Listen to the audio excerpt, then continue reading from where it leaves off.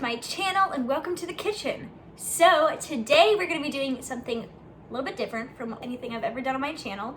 So I'm going to be sharing with you 5 healthy-ish snacks that you can make during the day for your kids. Something a little bit different. Some of these I do think kids would be more interested in over others, and I'll share that.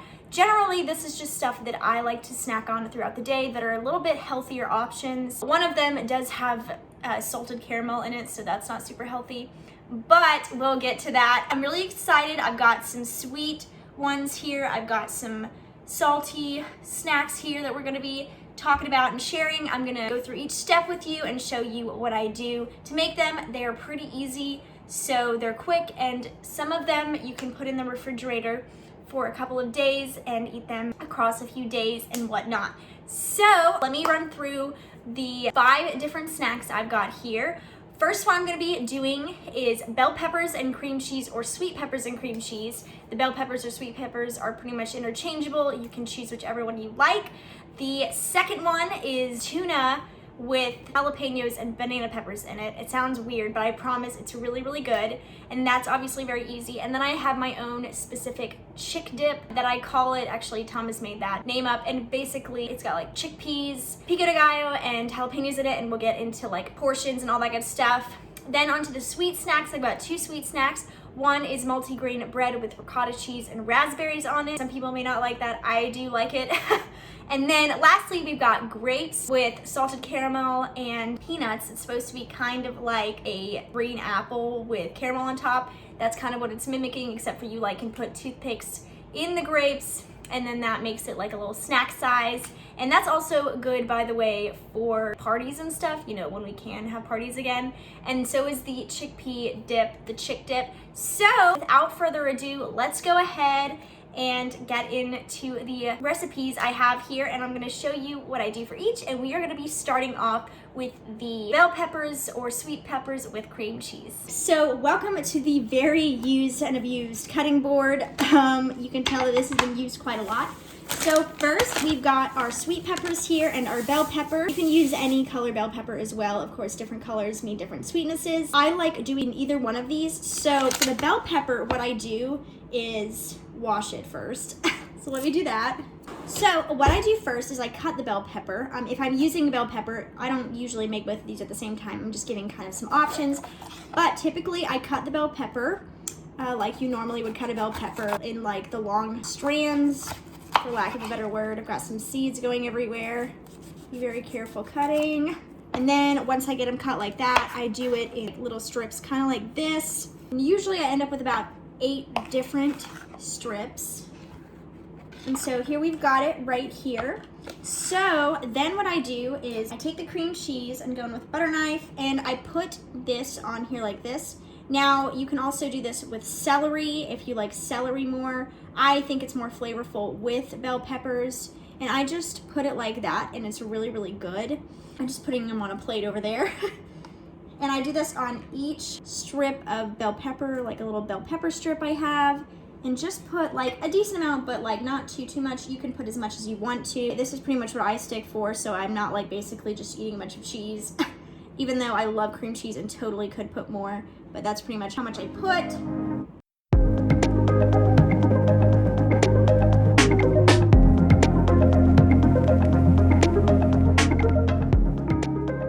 I have finished the little bell pepper arrangement thing. It's not that big of a deal. I kind of fast forwarded through the last part of that because I was just basically cream cheesing all of this little strips. And so now I'm going to show you what I do when I use sweet peppers instead. So I already have washed these because I've already actually used these.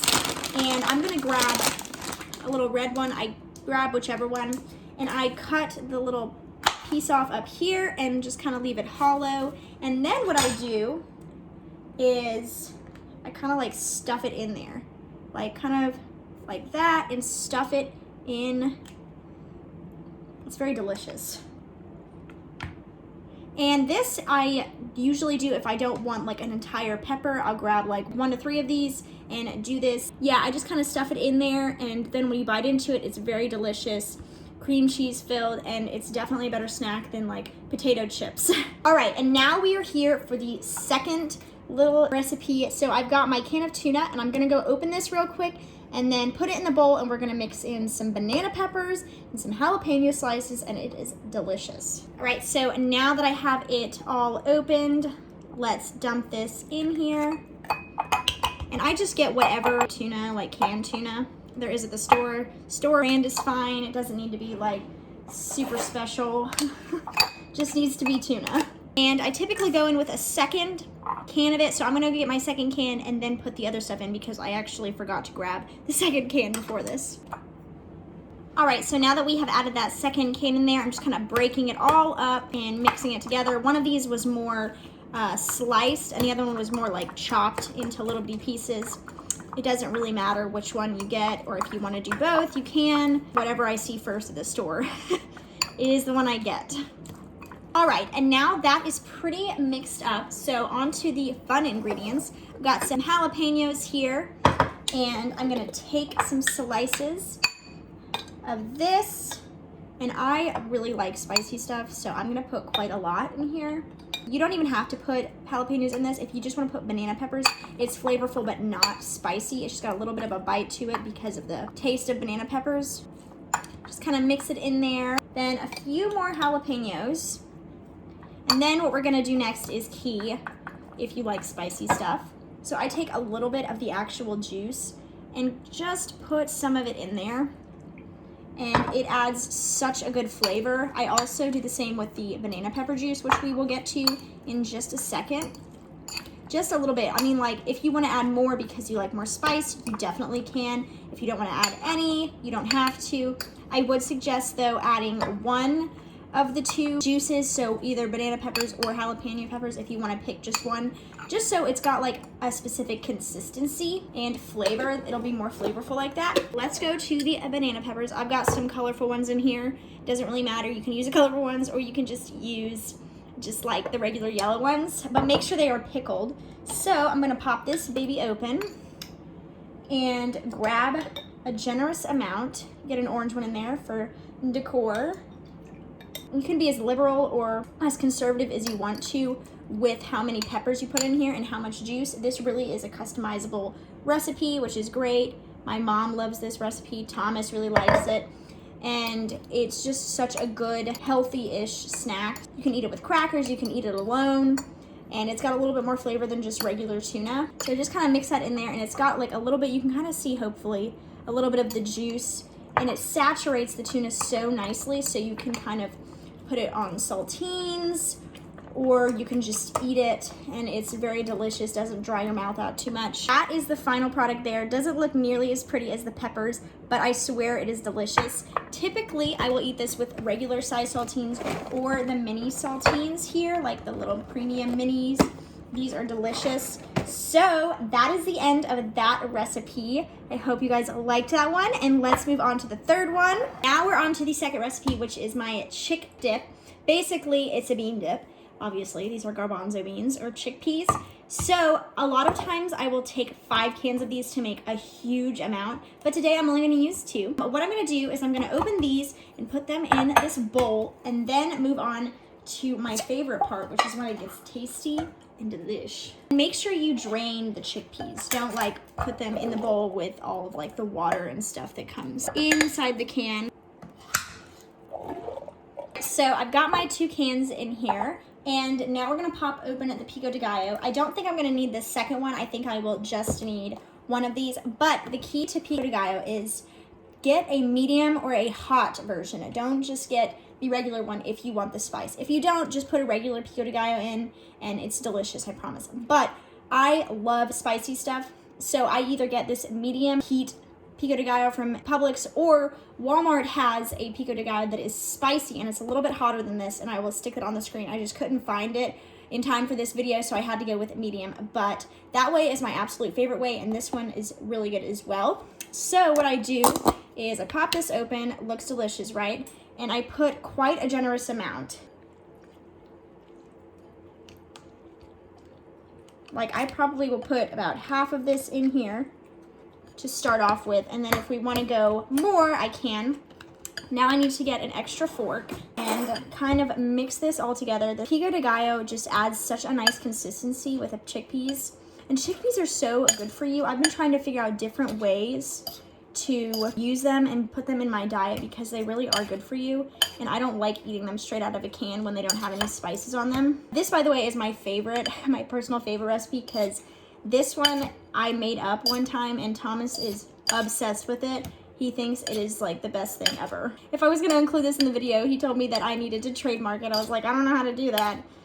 So please none of you go and tell some like cookbook company or whatever that you came up with this or whatever, because I promise, like, I don't think anybody else has come up with this. So that's what we're gonna start off with, and if we need to put in more later, we will. But next, I'm gonna go in with my jalapeños again, and we are gonna take, once again, a generous amount. You can put as little or as many as you want. It is customizable. I just put a lot in because Thomas and I both love things to be like really, really spicy. So as you can see, we have quite a lot. I featured this in some of my vlogs during Vlogmas, and I was like, I'm gonna do a video on it, and I really was, but I couldn't find pico de gallo, like a spicy pico de gallo, for a very long time when I moved to Birmingham. So I finally found like a medium, and I was like, that should work, and it does, because I tasted it, and it'll be spicy enough for this. But I was supposed to film this video like a month ago. Now what we're gonna do, and this is also key in this recipe, is pouring a little bit of the jalapeno juice into the mix. And it's gonna nicely spice it up and just really give it some extra flavor. This smells so good, guys. Consistency of the chickpeas with like the pico de gallo and the jalapenos is impeccable. I love this recipe. You can eat this alone. Honestly, I would eat this as like a meal, but you can eat it with tortilla chips if you wanted to make it even less healthy. Or if you just wanted it as like a dip. You can eat it with saltines, you can eat it with pita bread, naan, and it is absolutely delicious. This is probably, out of like the salty, savory snacks that I have mentioned in this video, this is probably my favorite because I'm always in the mood for this. It's so, so good. I'm going to move on to the sweet stuff. And by the way, just so you know, I used half of this. I didn't go in with any more other than that for 2 cans of garbanzo beans. And I just kind of eyeball it with the jalapenos and the jalapeno juice based on what I think is enough. So that really is customizable. It's all up to who is making it and who is going to be eating it. So in case you're wondering about that, but let's push this aside and get to the sweeter stuff. All right, so welcome back to iView. Now we're going to do the multigrain bread with the ricotta cheese and raspberries. I'm very excited about this one. So the key to this one is actually toasting the bread first. So that's what I'm gonna do. I'm just gonna make 1 slice right now. Typically, if I'm extra hungry, I will make 2 slices, but today I'm gonna make 1 slice. This is gonna be so good. I have all these snacks to eat after I'm done with this video, and I am totally fine with it. We are going to toast this. Put it in like this long ways so it fits. Just slide it in there for a second, and while I'm waiting for that, I'm gonna get a plate out so I can start preparing to put this stuff on the toast. So the bread is done. It only got mostly toast on this side, but I don't want to put the other side in because it will over toast it. So let's get back down here and decorate this piece of toast together. We are back counter level. So I'm gonna take my ricotta cheese. It doesn't matter which brand it is. This entire thing, by the way, doesn't really matter which brand it is, just whichever brand you like, and whichever brand you can find is totally fine. So now that I have that opened, I'm gonna take a little bit of it and let's spread it kind of like cream cheese across this. Cream cheese or butter. It's got a little bit of a special consistency where it keeps flopping everywhere. And this is, once again, kind of one of those things where you can customize how much you want. It depends on like how much you like cheese, how much flavor of the cheese you want to taste. I'm gonna put it pretty liberally everywhere and make it look real pretty, or at least try. Make sure I hit all the different corners of the bread until it's pretty saturated. So I feel like that is a pretty good amount. And now we're gonna do the easy part, which is put raspberries on. But before we do that, I'm going to rinse them off. So they are rinsed and ready to be put on the toast. And you can put as many as you want to. You could also kind of have these if you wanted to. I'm perfectly fine putting whole raspberries on there. I think it's delicious like this. And I kind of just put it 3 at a time. And I do about 4 rows. And here's the final result. It looks very cute, first of all, very Pinteresty. And I think this is a delicious, quick little snack. And it's not quite as filling as some of the other things that I have made, but just filling enough to where it'll kind of hold you over until your next meal. I love this one. And now onto the last snack. All right, and so for the last snack, we're doing the green grapes with salted caramel and peanuts. So first, by the way, just a little pro tip, pro being not pro at all. In order to keep my grapes better longer, I put them in Tupperware instead of leaving them in the bag, and this makes them last like at least 2 extra weeks. It's amazing. So just in case you're wondering, this is how I house them when I refrigerate them. So what I'm gonna do is take a few out of here, kind of pull off some of these. I'm not gonna do too many because like I have so much to eat already. But this would be a great little party snack as well, in case you're wondering. But also, it's pretty delicious and it's not that unhealthy. I'm gonna do 10 grapes. Got my grapes here. The next thing I'm gonna do is go into the caramel. You can get salted caramel or regular caramel. I just bought this because I thought it was aesthetically pleasing for my video. So that's why, but typically I just go with whatever caramel I have or find in the store. So I go in with a butter knife.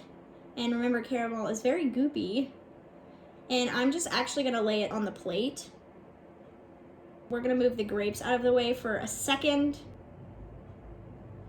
And I'm gonna do this until I get 10 little spots for my grapes. Typically, I would do the caramel first, but I had a brain fart and forgot that's what I do first and put them on the plate.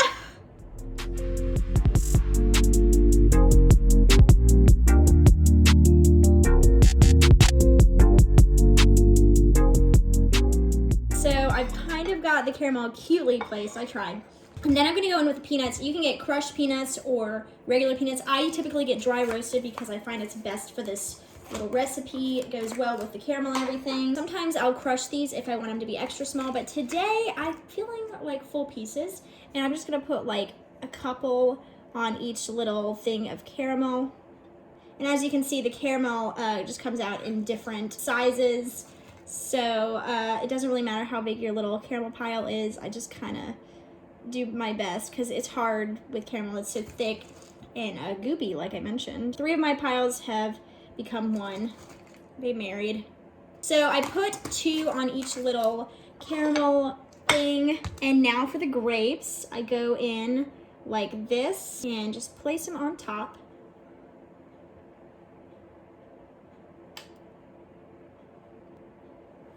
That is what that looks like. You can also put this in the fridge or the freezer to kind of solidify it, but I'm perfectly fine eating it like this. I kind of like will just scoop it all together and eat it together. This presentation is more for aesthetic purposes, but if you were to freeze or refrigerate them, you can stick little toothpicks in them, and that is how I would personally serve them at like a gathering or a party, because then it'll be more solidified all together. This one is a delicious little snack. Not the healthiest, but it's really good, and it's a way to get some grapes in there and to get something that's good for you while also getting something that's bad for you as well. So that is the end of that, and I'm about to show you all of my snacks together now since they have all been completed. All right, so here are the snacks all done. The Chickdip will last a while. That will last a couple of days unless you sat down and ate all of it. The tuna typically lasts a while. The peppers I typically eat in one sitting. Same with the grapes and the raspberry ricotta bread. I think that all of these are absolutely delicious and most people would like them.